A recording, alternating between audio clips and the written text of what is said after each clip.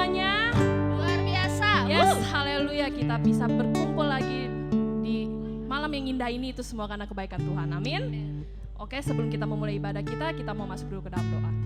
Tuhan Yesus, terima kasih ya Tuhan atas penyertaan-Mu yang selalu Engkau berikan pada kami ya Tuhan, sehingga kami bisa berkumpul lagi bersama keluarga, teman, saudara untuk sama-sama beribadah ya Tuhan, untuk memuji-Mu dan memuliakan nama-Mu serta mendengarkan kebenaran firman-Mu. Engkau berkatilah ibadah kami ini Tuhan, dan juga Engkau berkatilah setiap kami yang mengikuti ibadah ini. Terima kasih Tuhan Yesus, nama Tuhan Yesus, haleluya, amin. Saya mau mengundang semua jemaat yang di rumah, kita mau bangkit berdiri, kita mau memuji Tuhan, kita mau menyatakan bahwa Tuhan kita adalah Tuhan yang hebat. Haleluya.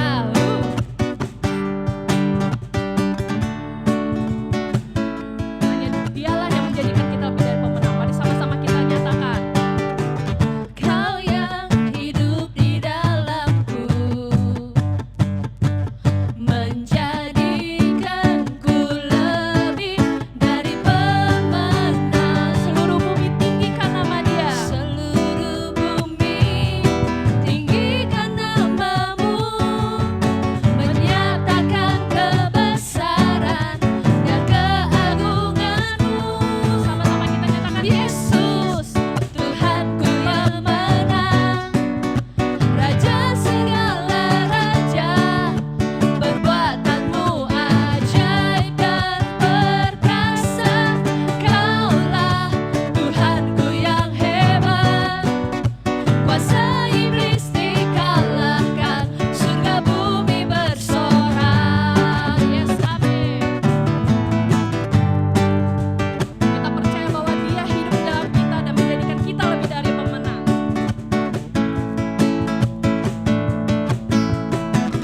Kau yang hidup di dalamku,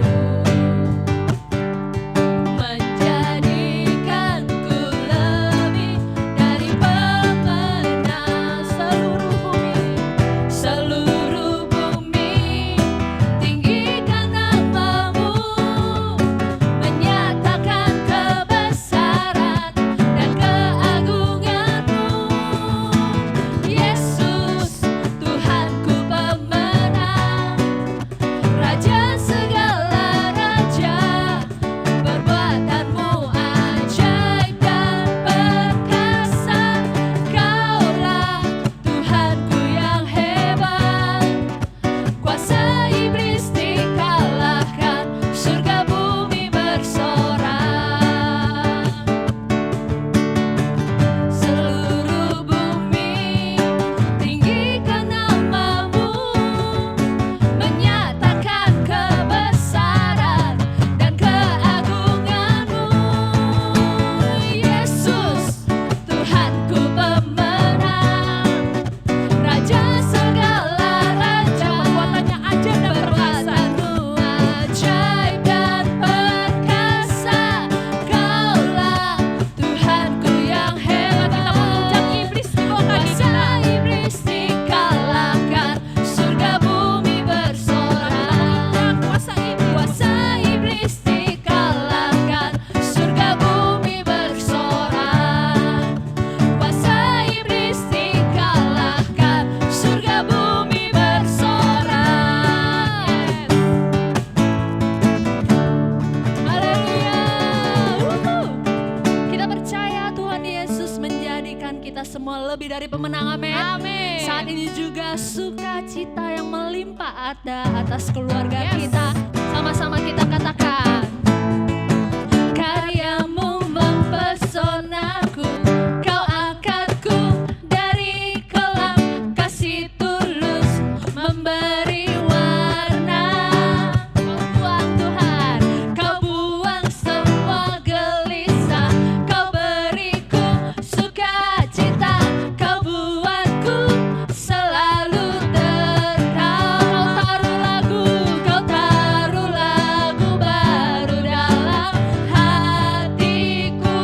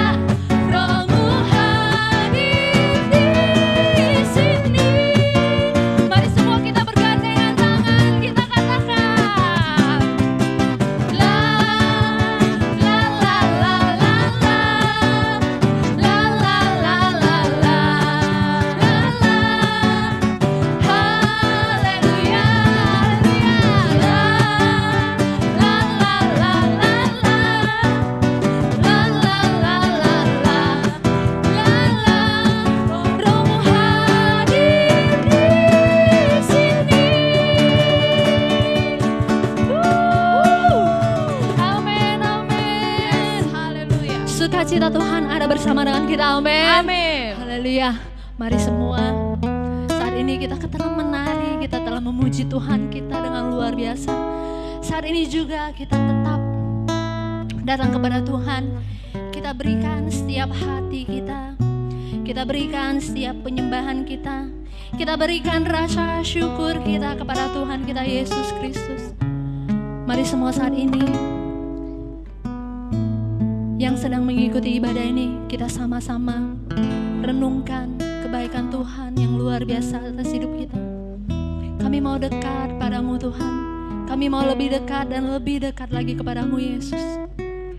Biar semuanya ini Tuhan menjadi penyembahan yang terbaik, yang terindah, persembahan yang harum di hadapan-Mu ya Bapa. Mari kita sama-sama naikkan pujian ini. Biarlah pujian ini menjadi doa untuk setiap kita. Haleluya.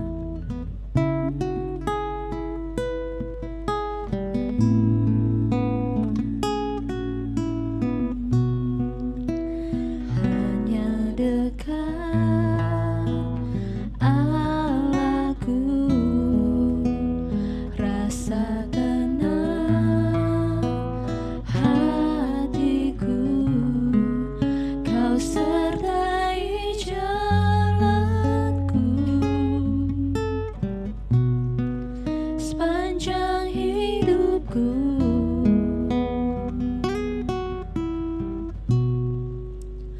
Hanya dekat Allahku, ada kekuatan baru, Kau perlindunganku, keselamatanku. Ku ingin selalu Tuhan, ku ingin selalu bersekutu denganmu, menikmati hadiratmu. Biarkan Roh-Mu tinggal dalam hidupku. Sungguh indah bersamamu selamanya.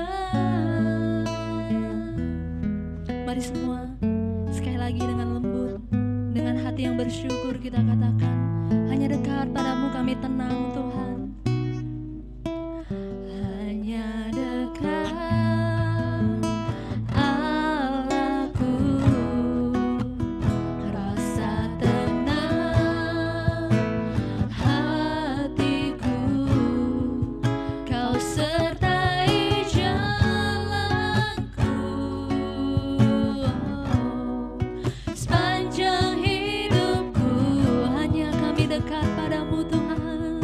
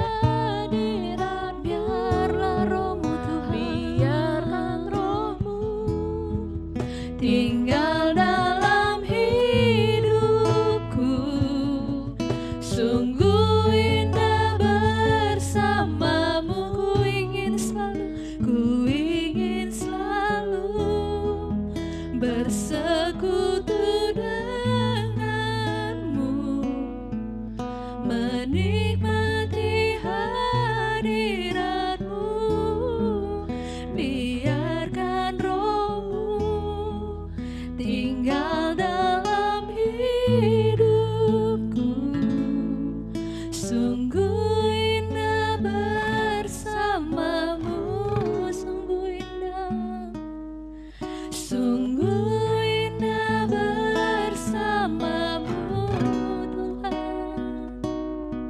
Sungguh indah bersamamu selamanya.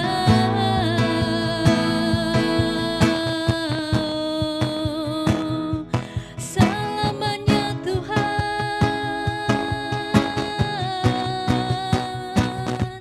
selamanya Tuhan. Hanya dekat padamu Allahku, hanya dekat padamu Yesus. Rasa tenang setiap hati kami, rasa tenang setiap hati kami. Kau berlindungan, kota benteng, Kau Yesus Tuhan. Kami bersyukur, haleluya. Kami mau selalu dekat padamu, kami mau selalu bersekutu denganmu, oh Yesus. Disembah Dia lebih lagi, mari sembah.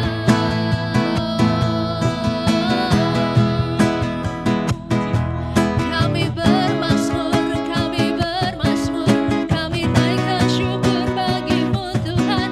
Kami mau selalu dekat padamu Yesus, kami mau selalu dekat padamu Tuhan. Raja mulia, oh Yesus.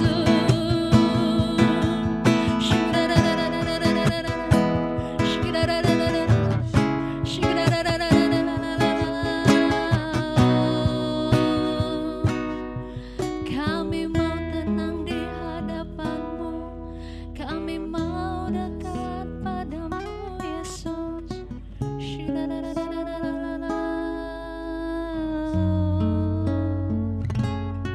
Kami percaya Tuhan, ketika kami menghadapi masalah apapun dalam dunia ini Tuhan, kami akan merasakan damai, tenang di hadapan-Mu Yesus.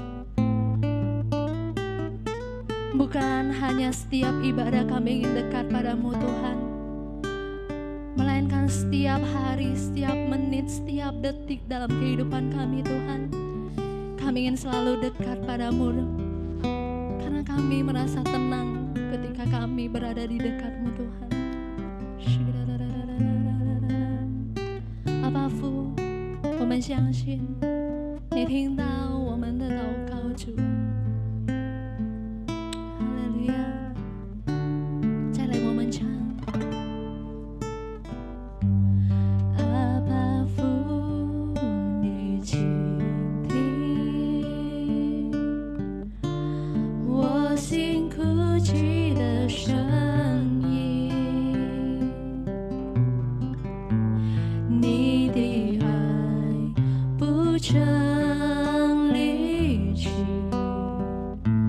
使我心安定，走过世因有苦，一路你与我同行，你的灵从不停歇，为何到我到一处，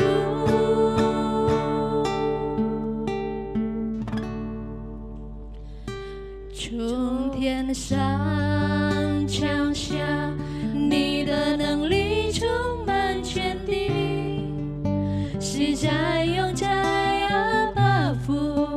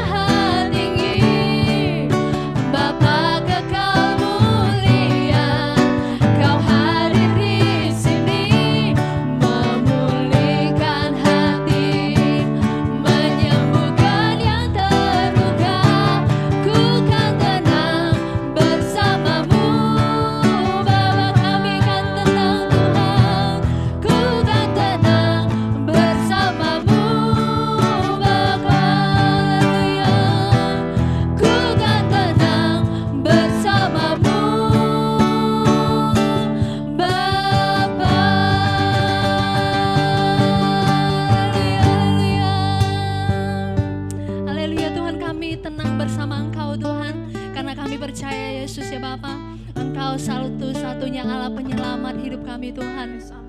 Inilah setiap pujian kami Tuhan, inilah penyembahan kami, persembahan kami yang terbaik di hadapan-Mu Tuhan.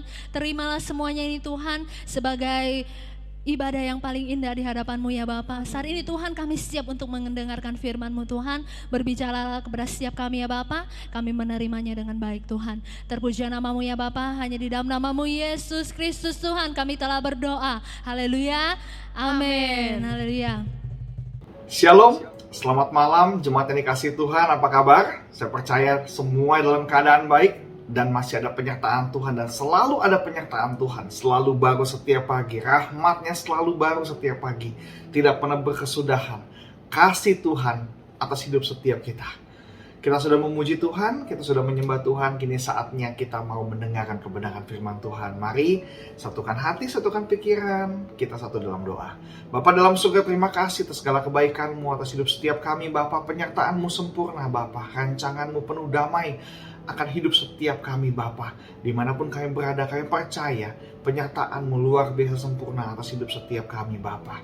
Terima kasih Tuhan, kami masih ada waktu untuk bisa memuji-Mu, menyembah-Mu Tuhan. Kami mau mendengarkan firman-Mu Tuhan, biarlah Kau berkati. Firman yang ditaburkan tidak kembali dengan sia-sia, tapi firman ini akan berakar, berbuah dalam kehidupan kami, memberkati kami, mengubah kami, menjadikan kami lebih baik dari hari lepas hari kami Tuhan. Terima kasih Bapak atas segala kebaikan-Mu. Biarlah kami mau duduk diam untuk kami bisa mendengarkan kebenaran firman Tuhan. Kau yang pimpin dari awal hingga akhirnya, hanya di dalam nama Tuhan Yesus. Haleluya, amin. Judul khotbah saya pada malam hari ini adalah Aku Tenang. Haleluya. Judul khotbah saya, Aku Tenang. Gak gampang bilang tenang, gak gampang berpikiran tenang, tidak gampang merasa tenang, tapi kita mau belajar. Dan malam hari ini kita mau hidup kita ada kata tenang. Amin. Yuk kita buka firman Tuhan. Kisah Para Rasul 12 ayat yang pertama sampai yang ke-7. Kira-kira pada waktu itu Raja Herodes mulai bertindak dengan keras terhadap beberapa orang dari jemaat. Ia menyuruh membunuh Yakobus saudara Yohanes dengan pedang. Ketika ia melihat bahwa hal itu menyenangkan hati orang Yahudi, ia melanjutkan perbuatannya itu dan menyuruh menahan Petrus. Waktu itu hari raya roti tidak beragi. Ayat yang keempat, setelah Petrus ditangkap, Herodes menyuruh memenjarakannya di bawah penjagaan 4 regu, masing-masing terdiri dari 4 prajurit. Maksudnya ialah supaya sehabis Paskah ia menghadapkannya ke depan orang banyak. Demikianlah Petrus ditahan di dalam penjara, tetapi jemaat dengan tekun mendoakannya kepada Allah. Pada malam sebelum Herodes hendak menghadapkannya kepada orang banyak, Petrus tidur di antara 2 orang prajurit, terbelenggu dengan 2 rantai. Selain itu, prajurit-prajurit pengawal sedang berkawal di muka pintu. Tiba-tiba berdirilah seorang malaikat Tuhan dekat Petrus dan cahaya bersinar dalam ruang itu. Malaikat itu menepuk Petrus untuk membangunkannya. Katanya, bangunlah segera. Maka gugurlah rantai itu dari tangan Petrus. Haleluya, haleluya. Dari pembacaan firman ini, ada hal menarik yang saya mau garis bawahi. Petrus tidur di antara 2 orang prajurit dalam kondisi di tengah ancaman, di tengah tekanan. Ini adalah hal menarik yang kita bisa pelajari dari perikop ini. Petrus ditangkap. Kondisinya, Petrus ditangkap setelah melihat temannya, sesama rasul, dibunuh. Yakobus dibunuh oleh Herodes, dan Petrus akan dibawa ke penghakiman orang banyak, di mana hukum saat itu kalau Petrus dinyatakan bersalah, maka Petrus pun akan dihukum mati, dirajam batu. Ancaman yang serius dan menakutkan pada saat itu. Tetapi yang menarik dari perikop ini adalah Petrus dapat tidur di tengah-tengah ancaman itu. Petrus dapat tidur di tengah-tengah ancaman itu. Petrus bisa dalam kondisi yang tenang di tengah rencana jahatnya Herodes, di tengah ancaman yang luar biasa mengerikan. Petrus bisa tidur. Padahal ada 16 prajurit, 4 orang regu, masing-masing regu isi 4 orang. Ada 16 prajurit yang menangkap, menahan Petrus. Dan Petrus diterbelenggu dengan 2 rantai. Kalau tadi kita baca di ayat yang ke-7, maka gugurlah rantai dari tangan Petrus. Artinya kalau ada 2 rantai, satu prajurit pegang satu tangan Petrus, satu prajurit pegang satu tangan Petrus. Nggak mungkin lolos. Soalnya yang jaga ini pasukan pengawalnya Herodes. Tidak mungkin lolos. Ini pasukan terpilih, pasukan-pasukan yang luar biasa. Nggak mungkin lolos. Kalau 2 orang aja nggak bisa lolos Petrus, apalagi 16 orang nggak bisa lolos. Ancaman yang serius. Bayangkan, temannya baru mati. Temannya baru dibunuh pedang. Baru dibunuh sama Herodes. Tentu saja Petrus dalam keadaan yang takut. Dalam keadaan yang mengerikan sekali. Apalagi dia mau dihadapkan di orang banyak. Kalau dia dinyatakan bersalah, orang banyak siap untuk merajam dengan batu. Pasti mati Petrus itu juga. Dalam kondisi di tengah-tengah ancaman. Dalam kondisi di tengah-tengah tekanan. Petrus dapat tidur. Nah, kita mau belajar. Apa sih yang bisa buat Petrus setenang itu? Apa sih yang bisa buat Petrus sampai bisa tidur di tengah-tengah ancaman, di tengah-tengah masalah, di tengah-tengah tekanan yang luar biasa? Kalau kita baca di Alkitab, tidak hanya Petrus. Dulu Yakub juga pernah di tengah-tengah pengejaran akan Esau. Esau mau bunuh Yakub, tapi Yakub masih bisa tidur. Meskipun alasnya batu, Yakub masih bisa tidur, bahkan bermimpi. Dia melihat tangga dari surga menuju bumi. Di tengah-tengah ketakutan, Yakub bisa tidur. Yesus juga pernah waktu itu tidur di tengah-tengah badai. Mereka nggak cuma sekedar mau tidur sebenarnya. Mereka mau ngajarin kita bahwa di tengah tekanan, di tengah masalah, kita harus bisa tidur. Kita harus bisa tenang. Masalah dan persoalan boleh ada belakangan ini. Mungkin hari ini makin buat kita panik, buat kita sulit tidur, buat kita dalam tekanan, tidak tenang. Padahal sejatinya kita perlu tidur. Tidur adalah satu-satunya cara untuk mengistirahatkan pikiran kita, mengistirahatkan yang namanya otak kita. Dari tekanan, dari berita-berita yang kurang enak di kuping, dari ancaman. Kita perlu istirahat. Dan pikiran adalah salah satu yang perlu diistirahatkan. Kalau badan capek, kita bisa duduk. Kita bisa rebahan. Kalau tangan pegel, kita bisa pegang-pegang, kita bisa pijit-pijit. Betul ya? Kalau kepala pegel, kita bisa goyang-goyang. Nah, kalau pikiran yang pegel, kalau pikiran yang capek, bagaimana istirahatnya? Hanya tidur aja. Gak bisa rekreasi, gak bisa. Gak bisa keluar kota, gak bisa kemana-mana karena kondisi situasi yang tidak kurang enak lagi di belakangan hari ini karena ada varian yang terbaru. Kita gak bisa terlalu mobilitas kemana-mana. Jadi pikiran ini hanya bisa diistirahatkan dengan apa? Saimuk. Dengan tidur aja. Kalau pikiran kita istirahat, kalau tubuh kita istirahat, kita bisa fit lagi. Kita sehat dalam keseharian kita. Terlebih pikiran kita jernih, kita bisa berpikir positif, yang sangatlah dibutuhkan di kala kondisi krisis ini. Betul tidak? Kalau udah kondisinya gak enak, pikirannya mumet, kita gak bisa mikir yang baik. Nah, justru kita perlu tidur, kita perlu istirahat, kita perlu tenang. Nah, gak mungkin orang bisa tidur kalau hatinya gak tenang. Kalau pikirannya gak tenang, gak bisa tidur. Justru kita perlu tenang, supaya kita bisa istirahat.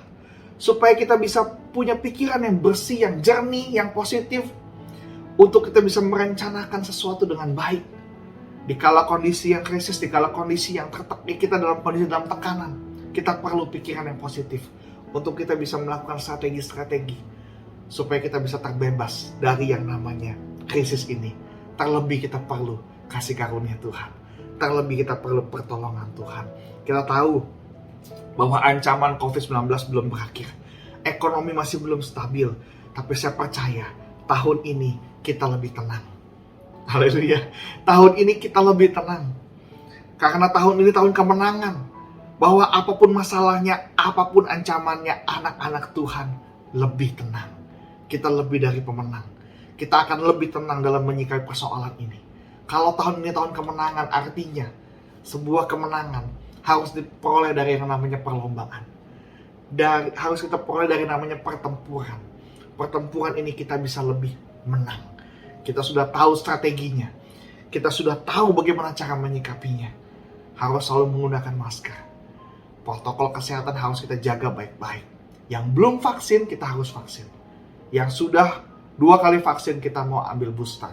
Kita mau sama-sama mendukung pemerintah untuk kita bisa menyelesaikan masalah COVID-19 di negeri kita tercinta. Haleluya.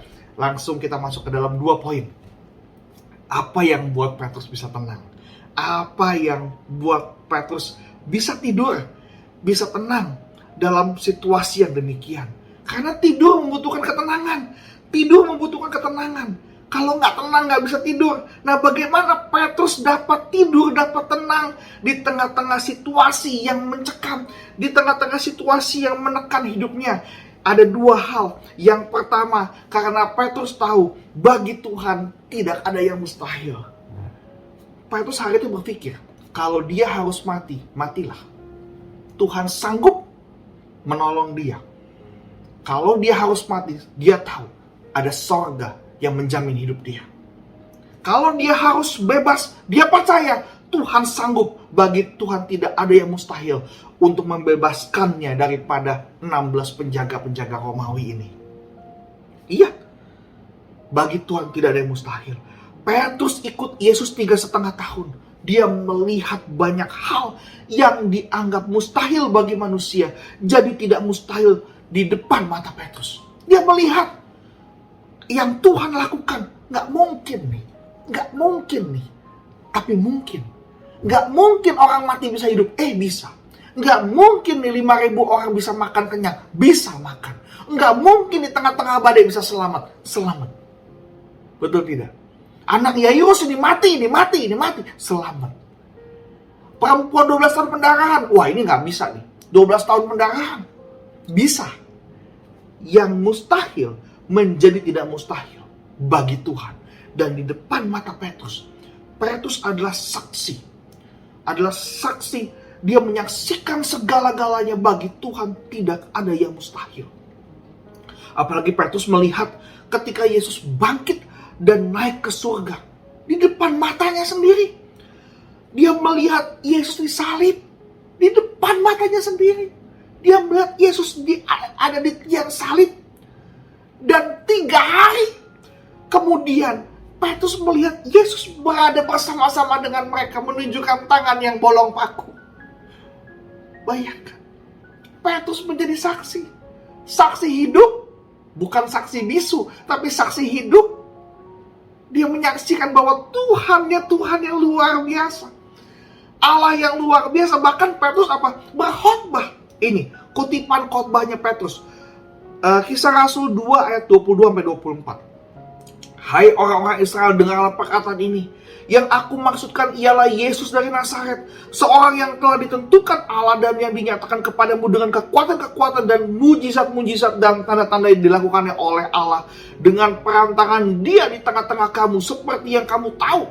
Dia yang diserahkan Allah menurut maksud dan rencananya telah kamu salibkan dan kamu bunuh oleh tangan-tangan bangsa-bangsa durhaka. Tetapi Allah membangkitkan dia dan melepaskan dia dari sengsara maut, karena tidak mungkin ia tetap berada dalam kuasa maut itu. Kita lompat di ayat yang ke-32. Kisah Rasul 2 ayat 32. Yesus inilah yang dibangkitkan Allah, dan tentang hal itu kami semua adalah saksi. Jelas dikatakan firman Tuhan. Tentang semuanya hal itu. Tentang hal itu kami semua adalah saksi. Gimana? Enggak 12 murid Yesus waktu itu, cuma 11 waktu itu. Karena si Yudas sudah gantung diri. 11 murid itu lihat sendiri. Dia melihat sendiri bahwa Yesus mati di kayu salib. 3 hari kemudian bangkit bersama-sama dengan mereka, menunjukkan tangan yang dibolong paku, lambung yang tertusuk, kaki yang tertusuk paku, dia tunjukkan semuanya. Bahwa inilah aku hidup kembali. Mereka adalah saksi yang sulit, kematian yang tidak bisa ditolak oleh orang, dikalahkan oleh Yesus. Saya mau beritahu, kalau kematian dikalahkan, apalagi masalah kita, apalagi ancaman COVID-19, Tuhan bisa bebaskan kita, Tuhan bisa selamatkan kita, Tuhan bisa pulihkan keadaan kita. Saya percaya di dalam nama Yesus, Tuhan sanggup pulihkan keadaanmu. Kalau hari ini engkau dalam tekanan, engkau dalam ancaman, engkau dalam penderitaan, engkau dalam kesakitan, Tuhan Yesus sanggup memulihkan engkau. Tenang. Sebab itu Tuhan minta kita tenang, istirahat, supaya pikiran kita tetap positif, supaya pengharapan kita tetap ada. Petrus gak sembarang tidur, dia tidur dalam kondisi yang tenang. Dia percaya bahwa Allahnya sanggup melakukan begitu hal yang besar. Allahnya sanggup bebaskan dia. Kalau dia tidak bebas pun, Allah sanggup untuk membawa dia ke surga. Dia percaya itu. Dia sanggup, dia punya kekuatan untuk menghadapi begitu banyak orang, menghadapi begitu banyak masalah. Petrus sanggup. Petrus merasa dia sanggup karena apa? Karena Tuhan beserta dia. Ya, Petrus bisa tidur dengan tenang karena dia dalam penyertaan Tuhan. Dia di dalam kemuliaan Tuhan. Dia berada dalam rencana Tuhan. Dia percaya bahwa bagi Tuhan tidak ada yang mustahil. Tuhan sanggup. Inilah kekuatan Petrus. Inilah yang membuat Petrus tenang. Kalau kerajaan maut aja dikalahkan, apalagi kerajaan manusia. Apalagi yang namanya Herodes. Kalau kita baca di ayat selanjutnya, Herodes itu mati digampar malaikat, mati dimakan cacing. Kenapa? Karena dia tidak menghormati Tuhan. Dia tidak menghormati Allah. Bayangkan, kalau kerajaan maut dikalahkan, apalagi kerajaan manusia, tidak ada apa-apanya. Oleh sebab itu Petrus tenang. Petrus merasa Tuhannya luar biasa. Tuhannya maha dahsyat. Tuhannya maha sempurna. Sanggup membebaskan dia. Sanggup menyelamatkan dia. Kalau bagi rasul-rasul begini, hidup adalah Kristus, mati adalah keuntungan bagi mereka. Kenapa? Karena mereka mengerti betul bahwa kerajaan sorga, bahwa kematian, di situ ada kerajaan sorga. Dalam di balik kematian ada sorga. Di balik kematian ada kemuliaan yang Tuhan berikan pada setiap kita. Oleh sebab itu, orang Kristen percaya kepada Tuhan. Bagi Tuhan tidak ada yang mustahil. Engkau yang hari ini dalam masalah, engkau yang hari ini dalam ancaman, engkau yang hari ini dalam tekanan. Manusia boleh merencanakan yang jahat, tapi percaya bahwa bagi Tuhan tidak ada yang mustahil. Haleluya. Haleluya. Yang kedua, apa yang membuat Petrus tenang? Apa yang membuat Petrus bisa tidur? Tadi yang pertama adalah karena Petrus tahu bagi Tuhan tidak ada yang mustahil. Yang kedua, karena Petrus berada di pihak yang benar. Haleluya. Petrus tenang karena yang dia takutkan bukan Herodes. Halo? Yang dia takutkan bukan Herodes, tapi Tuhan Allah. Dia berada di pihak yang benar, yang kuat, tak tergoyahkan, yang dirinya dapat bergantung, berharap kepada siapa? Kepada Tuhan. Dia di pihak Tuhan, dia gak takut. Dia di pihak Tuhan. Tuhan di pihak kita. Siapa lawan kita? Kita membaca Roma pasal 31.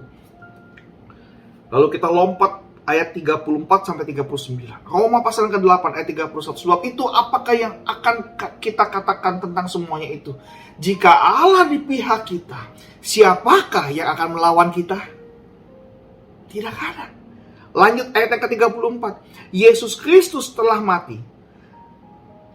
Yesus Kristus yang telah mati, bahkan lebih lagi yang telah bangkit, yang juga duduk di sebelah kanan Allah, yang malah menjadi pembela bagi kita. Siapakah yang akan memisahkan kita dari kasih Kristus? Penindasankah?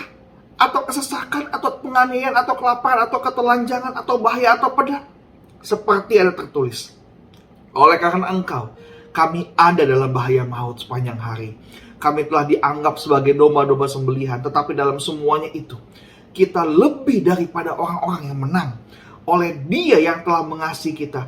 Sebab aku yakin bahwa baik maut maupun hidup, baik malaikat-malaikat maupun pemerintah-pemerintah, baik yang ada sekarang maupun yang akan datang, atau kuasa-kuasa, baik yang di atas maupun yang di bawah, ataupun sesuatu makhluk lain, tidak akan dapat memisahkan kita dari kasih Allah yang ada dalam Kristus Yesus, Tuhan kita. Haleluya. Berada di pihak Kristus artinya berada dalam kasih-Nya Kristus. Betul tidak? Kalau berada di pihak Tuhan artinya kasih Tuhan ada dalam kehidupan kita. Selama Tuhan Allah mengasihi kita, tidak ada kuasa yang dapat memisahkan kita dari kasih-Nya. Oleh sebab itu, pastikan kita berada di pihak yang benar. Hiduplah sesuai dengan kebenaran dan perkataan firman Tuhan. Kejadian 17 ayat 9. Lagi firman Allah kepada Abraham, dari pihakmu, maksudnya dari pihak Abraham, engkau harus memegang perjanjianku, engkau dan keturunanmu turun temurun. Pastikan kita berada di pihaknya Tuhan. Ketika kita berada di pihaknya Tuhan, maka kasih Tuhan ada dalam hidup setiap kita. Kalau kasih Tuhan di hidup setiap kita, siapa lawan kita? Masalah gak ada artinya, ancaman gak ada artinya, tekanan tidak ada artinya. Selama kita mengasihi Tuhan dan Tuhan mengasihi kita, kita berada di pihak yang benar. Kita berada di pihak yang kuat, tidak tergoyahkan. Oleh sebab itu, tidak ada kuasa yang dapat memisahkan kita daripada kasih Tuhan. Kalau kita mau berada dalam kasih Tuhan, hidup dalam kebenaran, hidup dalam kebenaran firman Tuhan. Tuhan bilang kepada Abraham, dari pihakmu engkau harus memegang perjanjianku, engkau dan keturunanmu turun temurun. Kalau kita hari ini keturunan Abraham, kita harus pegang perjanjiannya. Kita harus pegang firman Tuhan, lakukan firman dalam kehidupan kita sehari-hari, maka kasih Tuhan tidak ada habis-habisnya dalam kehidupan kita. Kita masih dalam kasihnya Tuhan, dan Tuhan ada dalam kita, kita ada di dalam Tuhan. Oleh sebab itu, pastikan kita dalam keadaan tenang dalam menyikapi setiap permasalahan yang ada. Ketika kita tenang, kita dapat berpikir positif. Iman kita dapat mengalahkan dunia, dapat mengalahkan perkara-perkara yang di dunia ini. Meletakkan pengharapan kita kepada Allah yang luar biasa. Kuncinya adalah ketenangan, karena ada Allah yang berkuasa, dan Allah yang berkuasa itu ada di pihak kita. Haleluya, haleluya. Allah yang berkuasa itu ada di pihak kita. Enggak ada yang bisa memisahkan kita daripada kasih Allah. Coronavirus nggak bisa memisahkan kita daripada kasih Allah. Gereja boleh tutup, tapi ibadah online tetap jalan. Haleluya. Nggak ada yang bisa memisahkan kita. Meskipun kita sakit, kita bisa berdoa kepada Tuhan. Apapun kondisi kita, kita bisa tutup mata. Tuhan hanya sejauh doa. Tuhan hanya sejauh doa kita. Kita tinggal bertelut kepada Tuhan. Tutup mata kita. Kita bilang, Bapa, Tuhan, ini aku Tuhan. Kita gak perlu ngomong banyak, Tuhan tahu isi hati kita. Tuhan tahu hidup kita. Mau gak kita berdoa sama Tuhan? Nggak ada yang memisahkan kita daripada kasih Kristus. Kadang-kadang kita yang memisahkan diri daripada kasih Tuhan. Kita nih yang misahin diri. Tuhan nggak pernah pergi dari kita. Kita nih yang suka pergi daripada Tuhan. Kita nggak mau di pihaknya Tuhan. Kita pergi daripada Tuhan. Kita menjauh dari Tuhan. Kenapa? Karena kehidupan kita, bersungut-sungutnya kita mulai berpikir tidak baik, berpikir tidak benar, marah-marah. Kita nggak mau berdoa, kita nggak mengandalkan Tuhan. Padahal Tuhan hanya sejauh doa. Lipat tanganmu, tutup matamu, bersujud kepada Tuhan. Kalau engkau nggak bisa bersujud, kau tutup mata, kau lipat tangan, kau panggil Tuhan. Ini aku Tuhan. Kau nggak usah ngomong banyak-banyak. Tuhan, ini aku Tuhan. Aku mengasihi-Mu Tuhan. Ada orang yang nangis doa, cuma ngomong Tuhan, Tuhan, Tuhan. Ketika amin dia bisa senyum. Dia bilang apa? Saya bicara banyak sama Tuhan. Lah, saya dengarnya cuma ngomong Tuhan, Tuhan. Mulutnya cuma ngomong Tuhan, tapi rohnya bicara banyak sama Tuhan. Haleluya. Karena roh ada dalam kehidupan setiap kita. Oleh sebab itu pada malam hari ini, saya akan tutup dengan sebuah kunci. Kuncinya adalah ketenangan. Ketenangan karena Allah itu berkuasa. Karena bagi Tuhan tidak ada yang mustahil. Dan Allah yang berkuasa itu ada di pihak setiap kita. Haleluya, haleluya. Amin. Tuhan Yesus memberkati setiap kita. Mari kita tutup dalam doa. Bapa dalam surga, terima kasih atas segala kebaikan-Mu. Kami mau tenang. Kami mau Tuhan bisa menyikapi masalah-masalah yang ada di tengah-tengah kami hari-hari ini Tuhan. Mungkin kami ketakutan. Mungkin kami dalam tekanan. Mungkin kami dalam ancaman, dalam permasalahan, dalam sakit penyakit, dalam kelemahan. Apapun kondisi kami hari ini Bapa. Kami mau tenang karena Engkau Allah di pihak kami Tuhan. Karena bagi Engkau tidak ada yang mustahil. Engkau bisa melakukan perkara-perkara yang besar Tuhan. Bahkan Engkau bisa mengalahkan setiap masalah dalam kehidupan setiap kami Bapa. Terima kasih atas segala kebaikan-Mu, atas segala pertolongan-Mu, atas segala kasih karunia-Mu atas hidup setiap kami Bapa. Kami berdoa Tuhan, pulihkan bangsa kami, pulihkan negeri kami Tuhan. Kau kembalikan bangsa kami Tuhan, bebaskan negeri kami dari pandemi COVID-19 ini Bapa. Biarlah Tuhan izinkan kami semua bisa kembali beraktivitas dengan normal Tuhan. Supaya ekonomi bisa stabil Tuhan. Kondisi kami lebih baik lagi, kami bisa beribadah dengan tenang. Kami bisa dengan tenang datang ke gereja Tuhan. Kami bisa dengan tenang ke kantor. Kami bisa dengan tenang ke toko berjualan Tuhan, berbisnis Tuhan. Kami bisa beribadah kepada Engkau dengan tenang Tuhan. Berkati Tuhan negara ini. Pulihkan negara bangsa ini Tuhan. Pulihkan Indonesia, pulihkan negara ini Bapak. Kau berkati Tuhan Bapak Presiden, Wakil Presiden, segala menteri, semua aparatur negara Tuhan, dari kota sampai desa, dari yang terendah sampai yang tertinggi. Kau yang berkati mereka supaya mereka bisa bersatu hati untuk memulihkan bangsa ini Bapa. Pertolongan-Mu yang kami butuhkan Tuhan, rahmat-Mu yang kami butuhkan, kasih karunia-Mu yang kami butuhkan. Pulihkanlah bangsa kami Tuhan, pulihkanlah negeri kami Indonesia ini Bapa. Terima kasih Bapak, terima kasih. Berkati juga para jemaat-jemaat-Mu yang hari ini Tuhan. Mereka yang dalam kesulitan, mereka yang dalam permasalahan. Engkau yang campur tangan, Engkau yang pulihkan kondisi mereka di dalam nama Yesus. Mereka yang sakit, Kau yang sembuhkan. Mereka yang berbeban berat Tuhan, Bapak Engkau yang campur tangan. Bantu mereka Bapak. Terima kasih Tuhan, terima kasih. Segala rencana-rencana jemaat-Mu Tuhan, segala rencana mereka, rencana bisnis mereka punya mau ada proyek baru Tuhan, Kau yang berkati mereka.